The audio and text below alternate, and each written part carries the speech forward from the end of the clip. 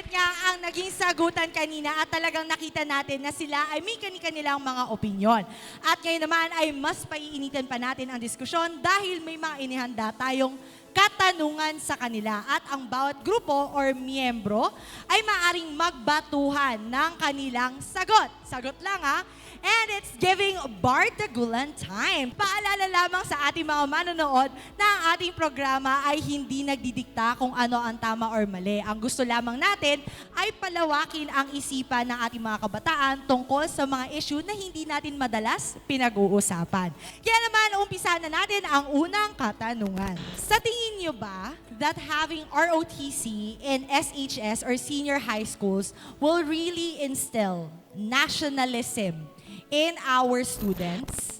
I think we do firmly believe na it promotes nationality, but it doesn't need to be mandatory enough. There's other alternatives para magpakita ng nasyonalismo sa bansang to. Hindi lang ROTC at hindi kailangan na maging mandatory ang ROTC at ipilit sa mga tao or sa mga bata para maging nasyonalismo ang pagpapakita ng ROTC sa mga batang to. Instead, we could promote nationalism in any other way possible. Nationalism sa simple rules pa rin. Kasi nga, di ba, humanista kami. I think simple rules will be enough to promote and show nationalism in our country. ROTC is the best option to promote nationalism and discipline nationwide. Ang mandatory ROTC ay ang pinaka-the best na solusyon upang i-implement ito. At kung may sinasabi pa silang alternative solution, can you give some alternative solution to ROTC na same at kasing effective din ng ROTC when it comes to implementing these disciplines and nationalism? So, if alternatives lang naman yung usapan natin, why not strengthen the structure of NSTP? Paano nyo nga ma-strengthen yon kung hindi naman mandatory? Di ba? Ang mga... Kung hindi nga ba mandatory, how else will you actually instill patriotism? O nga, napaisip din kayo doon, no? Sa tingin nyo, paano kaya? Kahit naman hindi mandatory yung NSTP, meron pa rin pa rin mag-volunteer para gumawa nun. And also, alternative, kung hindi man strengthening ng NSTP, meron naman tayong mga subjects na nasa curriculum natin na nagpo-promote ng nationalism sa mga estudyante. Also, if nationalism lang din naman yung usapan, matatawag pa natin ng nationalism yon if mandatory kasi meaning, sa pilitan siya. May mga other students na ayaw gumanap sa ROTC, so magiging nationalism pa yon pag pinilit mo yung mga students na ROTC na ayaw naman nilang gawin. Again, sa ROTC, hindi lamang kasi yung training ang tinitingnan natin dito. Ang tinitingnan natin sa ROTC is yung disiplina na natututunan ng mga estudyante pagdating dito sa programang ito. Binibigyan nating halaga at binibigyan nating importansya kung ano ba yung madidevelop nila o yung thinking na papasok sa kanila na kapag narinig nila ng ROTC ay masasabi nilang disiplinado lahat ng mga tao. At siyempre, magsisimula yun sa ating mga kabataan. I think, do you see the discipline kung mandatory ang isang bagay? Gagawin ba ng mga taong to o gagawin ba ng mga bata kung naiisip lang nila sa kanilang utak ay kailangan ko tong gawin. Kailangan ko lang tong gawin. Pilit ako dito. That's why it's mandatory enough. Napapakita ba ang disiplina ng isang tao kung ang ginagawa ng isang taong yon ay hindi niya gusto at hindi niya kailan magugustuhan? Kung totoo ngang disiplinado ang isang bata, bakit may mga kabataan pa rin na nasasangkot sa kaguluhan sa loob at labas ng paaralan? Kung disiplina lang din naman ang pag-uusapan, dapat hindi natin nililimita sa mga gawaing pang-nasyonalismo o pang-makabansa yung mga dapat na ginagawa ng bata. I think we are forgetting na sinasabi nyo na ang disiplina ay dapat pinapakita sa ROTC. But the history behind it doesn't reveal itself at all. Ang ROTC dati ay hindi nagpakita ng kahit katiting na disiplina sa mga tao. Nag-promote pa ito ng hazing na mas lalo pang nakasakit, nakahirap, at it end up to nakapatay ng mga tao dahil sa mandatory ROTC na pinipilit ng gobyerno. From July 3, 1922 to January 23, 2002, ang mga record lang na naipakita nila ay isang hazing. ano sinasabi nila masasamang epekto na idinulot ng hazing? Can you give some examples? So, Bukod sa hazing. So yung sinasabi mong, gaya ng sinabi ko kanina, yung naging epekto ng ROTC nung pinatupad ito nung 2002 after naging optional to, ito yung sexual assault, verbal attack, tapos yung physical, emotional, and psychological abuses. Also, bakit kailangan nating skip yung hazing? Kasi you're saying that ano pa yung mga iba? Ba't hindi natin pagtuunan kung ano naging epekto ng hazing? Bakit hindi natin pag-epektuhan yung may mga namatay na tao, may mga nahirapan na bata, may mga nahirapan na estudyante dahil sa hazing na yan?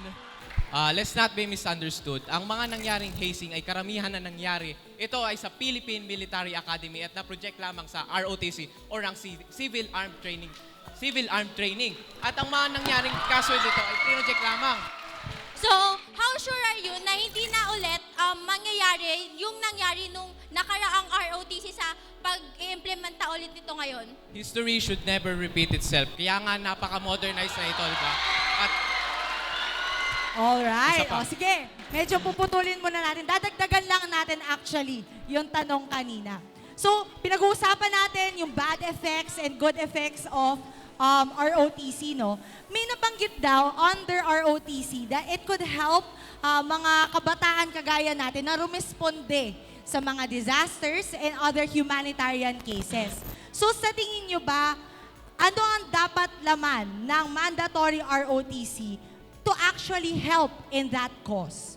Do you think it should be something similar to training of med? Ano ba dapat ang tingin yung laman ng ROTC to prevent those negative effects na sinasabi nyo at makatulong sa positive effects na sinasabi nyo under mandatory ROTC? Di ba nga po, nakapokus ang ROTC sa discipline and sa training. Pero hindi lamang kasi yun ang pinaka-focus or pinaka-main goal ng ROTC. Isa din sa mga layunin ng ROTC is ma-engage kaming mga estudyante sa mga gawain sa labas. At isa na dito ang pagtulong when it comes to may mga disaster.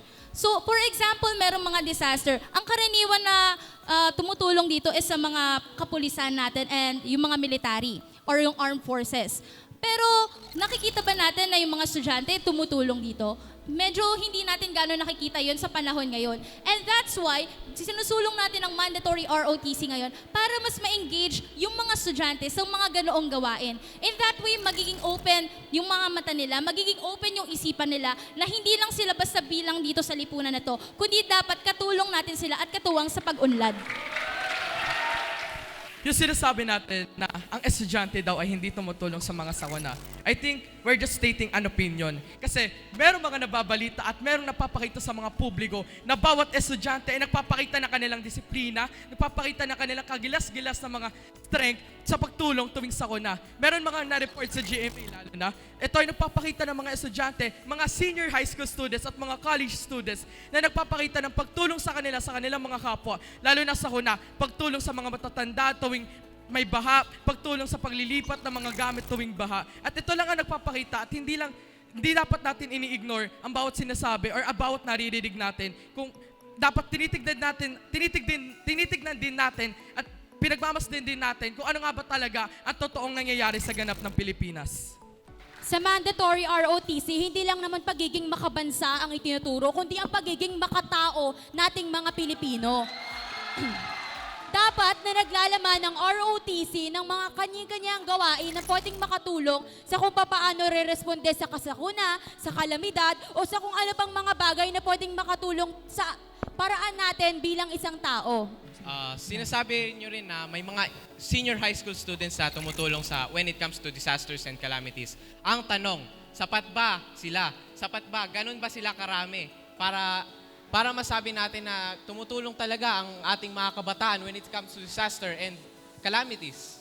Okay, so that's another question that you guys can answer, no? How effective ba ang ROTC in producing well-contributing students sa society? Pero mag-isip tayo ng what if question naman ngayon. If naipasa yung mandatory ROTC sa inyong mga senior high school, tingin nyo ba mawawala yung mga sumusunod? For example, corruption, violence, crime. Dahil ang pinaglalaban natin, disiplina, nationalismo, di ba? So, how can we actually make sure that with the implementation or kung naipasa ito, ay walang ganitong insidente? Bigyan nyo kami ng concrete example. Wright brothers who invented the plane was hindi sila successful at maraming times. But in 1904, they successfully made a flying aircraft. Meaning, hindi sa umpisa natin dapat basihan kung effective ang isang bagay. Dapat mo natin itong pag-aralan ulit at i-modernize at i-solidify. Kagaya ng ipinapa-implement nating ROTC ngayon na at para sa mga solusyon na may iwasan ng hazing at corruption na sinasabi nyo, well, meron tayong anti-hazing law na it should be strictly implemented when it comes to ROTC training facilities. Are you saying na despite implementing the mandatory ROTC ay hindi pa rin natin maiiwasan at hindi pa rin natin maiiwasan ng hazing, bullying, and instead ay mas mapapalabas pa ito dahil ang mga bawat bata ay bawat bata ay umaattend sa ROTC? Let's not be misunderstood. Ang sabi ko, strict implementation of anti-hazing law. And the aim of the government is to eliminate and eradicate hazing and corruptions and such things. Pero the fact na ang pinopromote nito ay self-defense, ay nagpapakita rin ito ng abuse sa power ng ROTC. Tandaan nyo, hindi lahat ng tao ay makatao at hindi lahat ng tao kaya magpakatao. Sa tingin nyo ba, hindi ma-abuse ng ng mga certain na tao ang ROTC?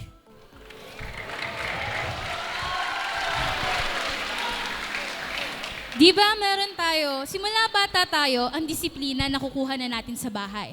And through ROTC, mas ma-enhance natin ito. At kung bilang isang mag-aaral, dapat alam mo kung ano yung tama at mali. At kung isa kang responsableng mag-aaral, hindi ka gagawa ng kahit anong mali na ikakapahamak mo. Especially makiisa sa mga gumagawa ng hazing o gumagawa ng bullying. Hindi mo gagawin yon. Hindi lang kasi dapat yung programa ang tinitignan natin dito. Dapat tayo din mismong mga estudyante magte-take initiative para mas maging mas effective ang ROTC. Alright, sige. Putulin muna natin. Actually, ang ganda ng discussion na to kasi hindi siya puro sumasagot lang tayo. Nagbabato din tayo ng tanong para tayo rin magtanong sa mga sarili natin kung dapat nga ba or hindi na gawing mandatory ang ROTC. Kaya naman, tuloy-tuloy lamang ang mainitang diskusyon. Kaya huwag kayong bibitiw at magbabalik pa ang Schoolmate!